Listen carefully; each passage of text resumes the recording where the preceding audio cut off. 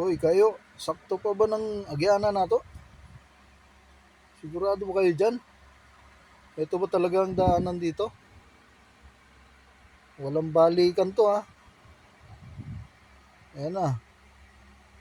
Grabe pang puti ko. Busnold, ito kayo. Dahan lang ha. Nauuna po si Justin. Ang susunod si Boss Roy. Si Tokayo Arnold yung nasa harapan ko. Ako po naglalakad at hawak ang cellphone. Video. Ewan ko kung tama ba itong nadaanan namin. Ayan na. Ayan. Yan talaga siya. Hop, hop, hop. Tandaan lang. Sabi nung nakasalubong namin magsasaka, eto raw yung daanan papuntang Bonbon. Galing kami RCP ay yung mga tower sa Cebu. Mga tower ng mga radyo. RCPI ang tawag nila dun. Tapos dito kami bababa sa Bonbon. Pero sa tingin ko parang walang daanan eh. Wala, daanan ng tao pa to. Pero ewan ko lang kung diretso to. Diretso papunta ron. Yan, mahirap po mag-video habang bit-bit ang bike. Madulas pa po yung kuan dito. Itong putik. Grabe. Ayan na. Malikot na ako. Likot na ang camera. Dahil kampo, medyo madulas. Ayan. At ayan na.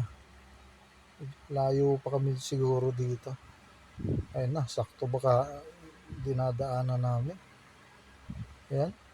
Grabe, wala talagang daanan. Kami ang gumawa ng daan. Ayan. Boss Roy, parang masikip talaga. Mag-ingat ka dyan sa kawayan. Medyo matatalim yan dyan. Mahirap yan. Punong-puno ng tinik yung kawayan na yan. O, ayan, o. Ayan, dahan-dahan lang, Boss Roy. Grabe po. Ayan, punong-puno ng tinik yan. Mga kawayan. Ayan. Ayan na, gapang na. Gapang na kami dito. Itong formang ito, gapang na yan. Ay, yan ang nakikita naming medyo parang may bakas ng daan eh. Kaya dyan kami dumaan. Ayan, Boss Roy, ano yan? Sumabit? Okay. Sige, gapang at ako naman mamaya. Ang hirap nito. Guys, ayoko nang umulit dito. Grabe, survival to. Ayan na, oh. Kung paano gumapang si Justin, oh. Kanina, nauuna yan. Pero ngayon, ayan na. Sumunod na sa akin sa hulihan. Si Boss Roy na ang nasa harapan. Ayan. Kung gaano kahirap yan. Pababa po yan. Po yan.